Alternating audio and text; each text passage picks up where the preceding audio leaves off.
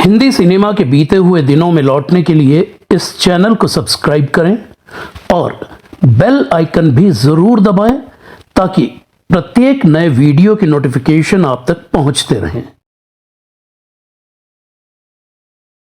नमस्कार, मैं शिशिर कृष्ण शर्मा बीते हुए दिन में आपका स्वागत करता हूं। आज बात प्रेम सागर की। गुजरे दौर के हिंदी सिनेमा का बेहद जाना पहचाना चेहरा, लेकिन अनजाना सा।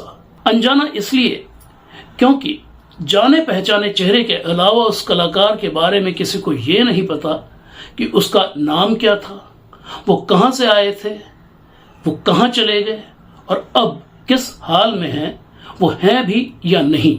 और अगर किसी को पता भी चला कि उनका नाम प्रेम सागर था तो वो यही समझता रहा कि वो मशहूर निर्माता, निर्देशक और लेखक रामानंद सागर के बेटे हैं। सच ये है कि रामानंद सागर के बेटे का नाम भी प्रेम सागर है, लेकिन अभिनेता प्रेम सागर का रामानंद सागर से कोई रिश्ता नहीं है और एक ही नाम के ये दो अलग अलग व्यक्ति हैं। अभिनेता प्रेम सागर मुंबई के पूर्वी उपनगर कल्याण में रहते हैं और इस अगस्त के महीने में वो 99 साल के होने जा रहे हैं। प्रेम सागर जी इन दिनों बहुत बीमार हैं। उनसे मेरी मुलाकात और बीते हुए दिन के लिए ये बातचीत 27 अप्रैल 2018 को कल्याण के उनके घर पर हुई थी। प्रेम सागर की जड़ें उज़्बेकिस्तान के बुखारा शहर में हैं। उज़्बेकिस्तान साल 1991 तक सोवियत यूनियन का हिस्सा था। प्रेम सागर के दादा सैयद अब्दुल कदीर बुखारी हैदराबाद के निजाम के वजीर अब्दुल लतीफ के बुलावे पर भारत आकर हैदराबाद की बुखारा मस्जिद के पेश इमाम बने थे। प्रेम सागर की दादी अफगानिस्तान के पेश इमाम की बेटी थी। प्रेम सागर का असली नाम सैयद अशफाक बुखारी है।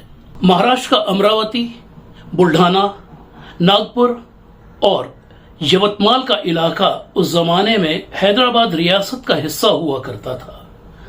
निजाम ने प्रेम सागर के दादा को पुसद, बोरी और काटखेड़ा की जागीरदारी दे दी थी।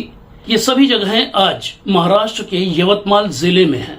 महाराष्ट्र के वाशिम जिले के रिसोड कस्बे में प्रेम सागर के दादा ने एक 2 मंजिला मकान बनवाया था। प्रेम सागर के पिता रिसोड में रहकर कपड़े का कारोबार करते थे। प्रेम सागर की मां हैदराबाद की रहने वाली थी। प्रेम सागर का जन्म रिसोड में 14 अगस्त 1924 को हुआ था। 9 भाई और 3 बहनों में वो चौथे नंबर पर थे। उन्होंने रिसोड से उर्दू में 7वीं तक की पढ़ाई की थी। प्रेम सागर जी बताते हैं, अचानक ही एक रोज अंग्रेजों ने हमारी जागीरें छीन ली। मकान और दुकान भी हमारे हाथ से निकल गए। अब्बा का कारोबार ठप पड़ गया। हमारी हालत देखकर मेरी बड़ी बहन ने हमें अपने पास हैदराबाद बुला लिया। बहन के शौहर निजाम की फौज में कैप्टन थे। मैं उस वक्त 12 बरस का था। मुझे साइकिलों की मरम्मत की दुकान में लगा दिया गया। उधर 3 साल के अंदर मेरे अब्बा गुजर गए और हम सब बेसहारा हो गए। मैं 18 साल का हुआ तो जीजा ने मुझे फौज में भर्ती करा दिया। मैंने 19वीं बटालियन ज्वाइन की। उन्हीं दिनों 9 बटालियनों के बीच हुए निशानेबाजी के मुकाबले में मैं अव्वल आया।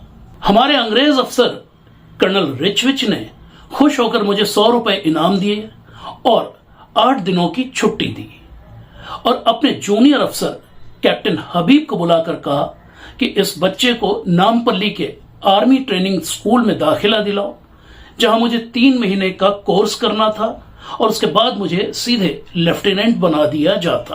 प्रेम सागर ने तमाम टेस्ट पास किए, 3 महीने का कोर्स किया। उन्हें 500 रुपए इनाम और 10 दिन की छुट्टी मिली। उन दिनों 2nd वर्ल्ड वॉर चल रही थी।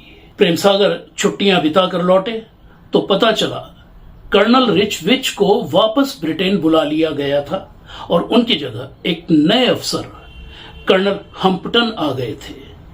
हम्पटन ने ऑर्डर किया कि प्रेम सागर 11 सिपाहियों को साथ लेकर फौरन इराक जाएं, जहां उन्हीं दिनों जर्मन जहाजों ने बमबारी की थी।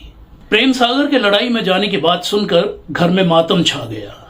उनकी मां और बहनें रोने लगी। उनके हालात देखकर कैप्टन हबीब ने प्रेम सागर से कहा कि वो फौरन फौज छोड़कर भाग जाए और प्रेम सागर उसी रात ट्रेन पकड़कर अगली सुबह बिना किसी योजना के मुंबई पहुंच गए। वो कहते हैं, ट्रेन में मेरे साथ हैदराबाद का ही एक लड़का नसीरुद्दीन आया जो एक राइटर था। हम दोनों एक ही सीट पर बैठकर आए और हमारी दोस्ती हो गई। अगले दिन जब हम दादर में उतरे तो हमने दादर के प्लेटफॉर्म को ही अपना ठिकाना बना लिया। एक रोज पास ही के रंजीत स्टूडियो के बाहर लड़कों की भीड़ खड़ी नजर आई। अंदर कोई शूटिंग चल रही थी। पता चला ये सभी लड़के काम की उम्मीद में वहां खड़े हैं क्योंकि फिल्म में कुछ लड़कों की भी जरूरत थी। तभी डायरेक्टर बाहर आए और मुझ पर नजर पड़ते ही उन्होंने मुझे और 3-4 और लड़कों को अंदर बुला लिया। मुझे सूट पहनाकर सेट पर भेजा गया जहां कुक्कू का डांस सीक्वेंस शूट किया जा रहा था। मेरा रोल एक सीआईडी इंस्पेक्टर का था। शूटिंग 4 दिन चली और मुझे उसके 400 रुपए मिले। रंजीत स्टूडियो में ही उस जमाने के मशहूर प्रोड्यूसर डायरेक्टर के अमरनाथ का ऑफिस था। प्रेम सागर की के अमरनाथ से मुलाकात हुई जो जल्दी ही दोस्ती में बदल गई। प्रेम सागर ने के अमरनाथ की फिल्मों से ही छोटे छोटे रोल से अपनी शुरुआत की। उन दिनों बंटवारे की वजह से माहौल में बेहद तनाव था। डिस्ट्रीब्यूटर्स कहते थे मुस्लिम नाम नहीं चलेगा। ऐसे में के अमरनाथ ने प्रेम सागर को नाम बदलने की सलाह दी और उन्होंने ही प्रेम सागर के असली नाम सैयद अशफाक बुखारी की जगह फिल्मी नाम प्रेम सागर दिया था। प्रेम सागर जी को छोटा मोटा काम तो मिलता रहा लेकिन उनके चेहरे को असली पहचान 1950 के दशक के आखिरी सालों में मिलनी शुरू हुई।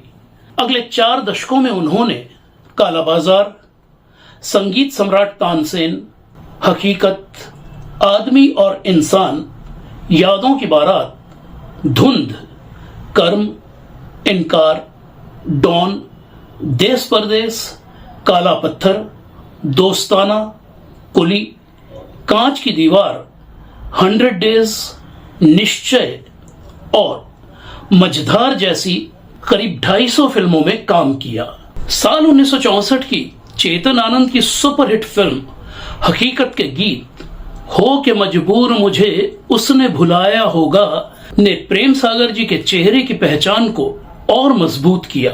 21वीं सदी शुरू होते होते वो फिल्मी दुनिया को अलविदा कहकर हमेशा के लिए गुमनामी में खो गए। प्रेम सागर जी रंगमंच से भी जुड़े हुए थे।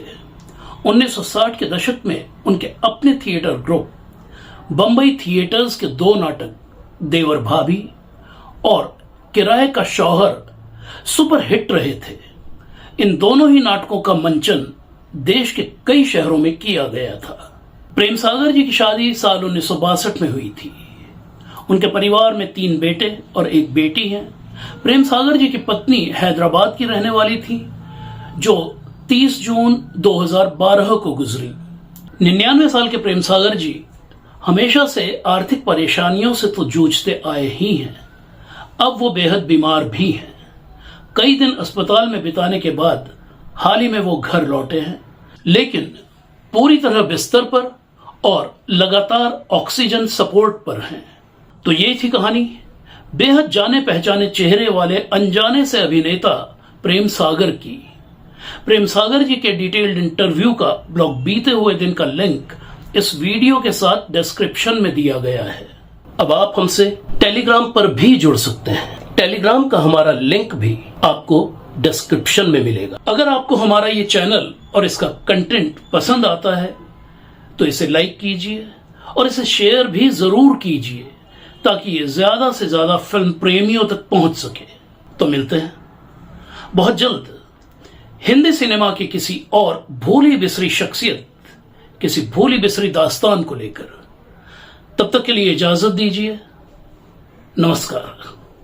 ब्लॉग बीते हुए दिन अब किताब की शक्ल में। डिटेल्स इस वीडियो के साथ डिस्क्रिप्शन में देखिए।